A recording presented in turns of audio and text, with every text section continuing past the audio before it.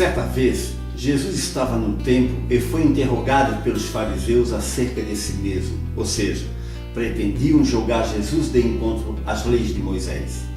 E por que pretendiam fazer isso? Ora, a lei fora dada a Moisés por Deus. Logo, Jesus, que se dizia filho de Deus, de forma alguma poderia ir contra a lei.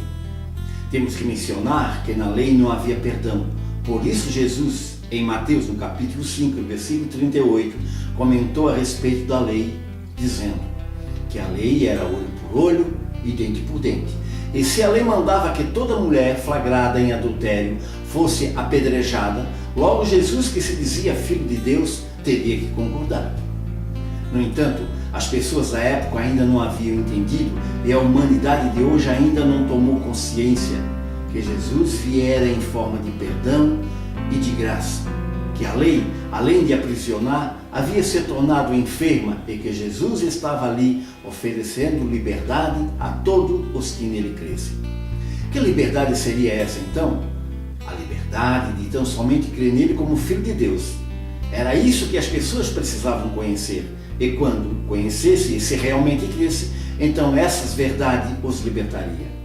Continuo insistindo na pergunta: se a verdade liberta, então como é ser livre? O apóstolo Paulo, quando escreveu aos Gálatas, deu a entender que em outros tempos desconhecia também essas verdades. Leamos o texto de Gálatas no capítulo 1, versículo 14, e veja o que escreveu ele. E na minha nação excedi em judaísmo a muitos da minha idade, sendo extremamente zeloso das tradições de meus pais. Paulo aqui se refere a um tempo da sua vida em que vivia cego espiritualmente e dominado pelas tradições de seus pais e ainda por uma lei que lhe era imposta. Convém mencionar que toda lei torna obrigatório o seu cumprimento. Logo, não existe liberdade.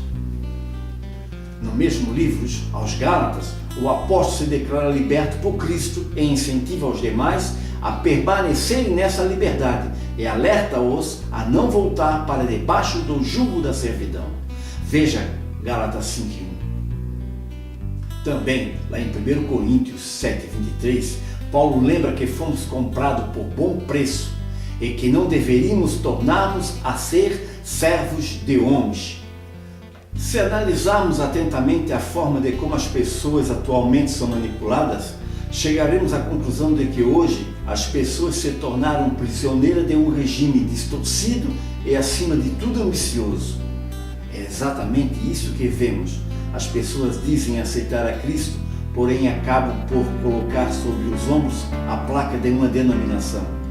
Dessa hora em diante, e sem perceberem, deixam de servir a Deus e passam a servir a homens que, apesar de pregarem a Cristo, o fazem simplesmente pensando no retorno financeiro que cada seguidor lhes representa.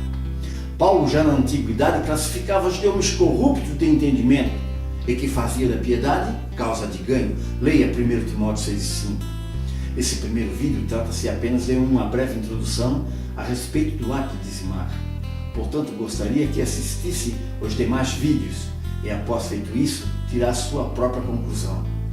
Lembrando que não sou o dono da verdade e isso não obriga você a crer de todo. O correto seria conferir e comparar nas Escrituras para ver se essas coisas são assim. Essa mensagem tem como objetivo apenas de nos fazer pensar a respeito daquilo que aprendemos através de ensinamentos contraditórios, pois na mensagem pregada por Cristo não se vê ganância, não se vê manipulação, tampouco obrigatoriedade. Termine esse vídeo deixando uma pergunta. O ato de dizimar é para os que creem em Cristo? Olhe os próximos vídeos e tente achar a resposta. E pense nisso.